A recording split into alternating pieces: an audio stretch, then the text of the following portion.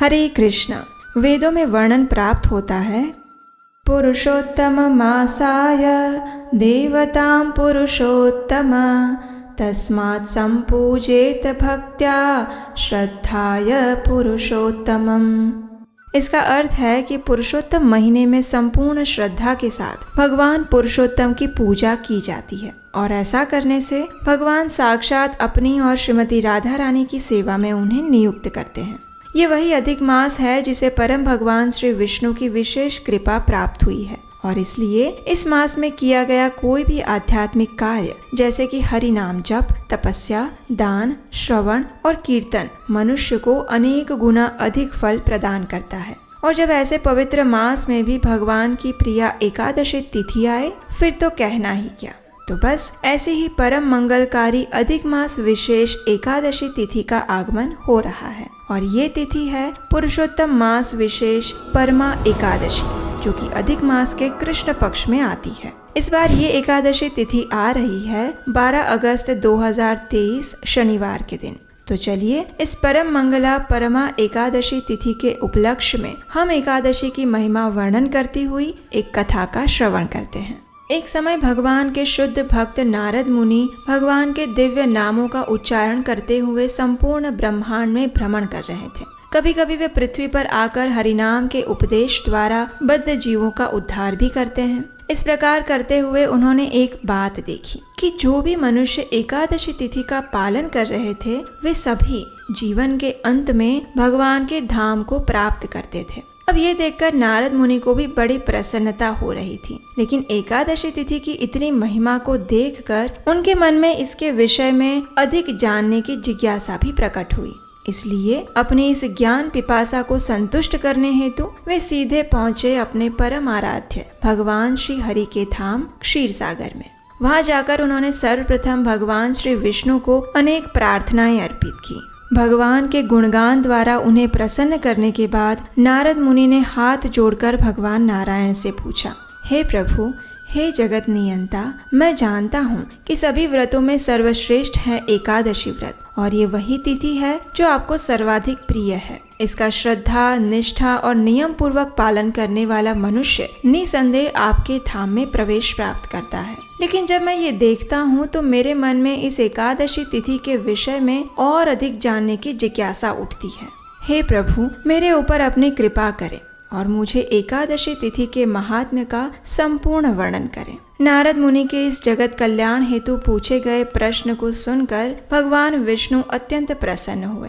उन्होंने नारद मुनि से कहा, हे नारद, जिस प्रकार तुम मुझे प्रिय हो उसी प्रकार ये एकादशी तिथि भी मेरी प्रिय है। ये ऐसा व्रत है जो देवताओं के लिए भी अत्यंत दुर्लभ है।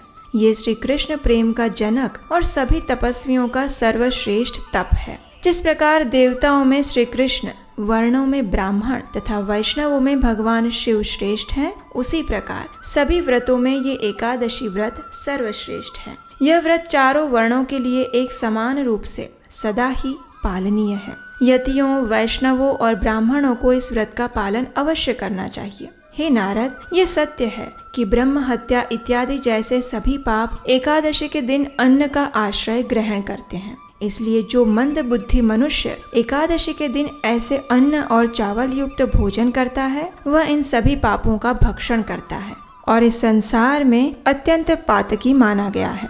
इससे विपरीत जो मनुष्य एकादशी के दिन भोजन नहीं करता और प्रतिदिन भगवान श्री कृष्ण की आराधना करता है, उस मनुष्य के चरणों का जल पाकर कोई भी स्थान निश्चय ही तीर्थ बन जाता है। एकादशी के दिन हर प्रकार का अन्न और जल मल मूत्र के समान बन जाता है। इसलिए जो व्यक्ति एकादशी के दिन अपनी इच्छा से अन्न युक्त भोजन खाता है वह वास्तव में पाप खाता है और अपने लिए नरक के द्वार खोलता है। जब एकादशी का दिन आए तो मनुष्य को किसी भी स्थिति में अन्न नहीं खाना चाहिए और कदापि नहीं खाना चाहिए। इतना कहकर अब भगवान श्री नारायण ने नारद मुनि से कहा, हे नारद, मैं एकादशी से प्राप्त होने वाले एक अत्यंत महत्वपूर्ण फल के विषय में सुनाता हूँ। ध्यान पूर्वक सुनो। जो व्यक्ति शुक्ल अथवा कृष्ण पक्ष की एकादशी का व्रत करता है उसे निसंदेह वैकुंठ में रहने की सुविधा प्राप्त होती है। तत्पश्चात वह भारतवर्ष में आकर भगवान का अनन्य भक्त बनता है। क्रमशः भगवान के प्रति उसकी भक्ति दृढ़ बनती है और शरीर त्यागने के पश्चात पुनः गोलोक में जाकर वह मनुष्य भगवान श्री कृष्ण का सारूप्य प्राप्त करता है और अपने इस नित्य स्वरूप को प्राप्त करके सदैव भगवान की सेवा में संलग्न हो जाता है। उसके बाद पुनः कभी उसे इस संसार में नहीं आना पड़ता। हे नारद, सामान्य रूप से मनुष्य अपने भौतिक जीवन को सुखी बनाने हेतु लक्ष्मी देवी की पूजा आराधना करते हैं, लेकिन अब मैं तुम्हें लक्ष्मी देवी के विषय में एक रहस्य सुनाता हूँ। ध्यान पूर्वक सुनो।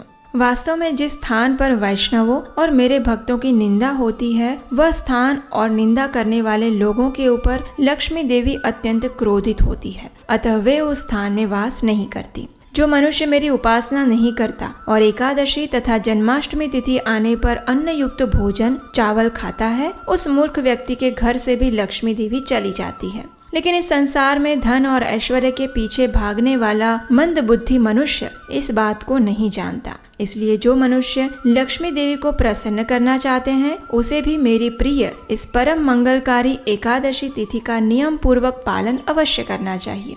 और जब ये एकादशी तिथि अधिक मास जैसे विशेष समय में आती है, तो वह सबसे श्रेष्ठ बन जाती है। मेरे प्रिय मास में एकादशी तिथि का पालन करने वाला मनुष्य हर प्रकार के भौतिक और आध्यात्मिक लाभ प्राप्त करता है, उसमें कोई संशय नहीं है। इस प्रकार भगवान श्री हरि ने नारद मुनि के समक्ष एकादशी की महिमा का वर्णन कह सुनाया। स्वयं भगवान के मुख से इस तिथि का ये गुणगान सुनकर नारद मुनि ने धन्यता का अनुभव किया और इस व्रत में उनकी श्रद्धा दृढ़ हो गई। भगवान को प्रणाम करके फिर एक बार वे निकल पड़े जगत कल्याण के लिए, लेकिन इस बार उनके साथ एकादशी महात्म्य के विशेष ज्ञान का भंडार था, जो वे अब इस पृथ्वी लोक के निवासियों में बांटने वाले थे। तो ये थी पुरुषोत्तम मास विशेष परमा एकादशी के उपलक्ष्य में एकादशी महात्म्य की कथा। इस परमा एकादशी अपने नाम के अनुरूप ही मनुष्य को परम सुख प्रदान करने वाली है। इसका पालन करने से व्यक्ति को न सिर्फ भौतिक लाभ प्राप्त होते हैं, परंतु आध्यात्मिक धन की भी प्राप्ति होती है और ये धन मनुष्य के साथ इस जीवन में भी और आने वाले जीवन में भी उसके साथ सदैव रहता है। इसलिए जो भगवान की भक्ति करना चाहते हैं, उन्हें इस परम पुण्यशाली परमा एकादशी का पालन अवश्य करना चाहिए।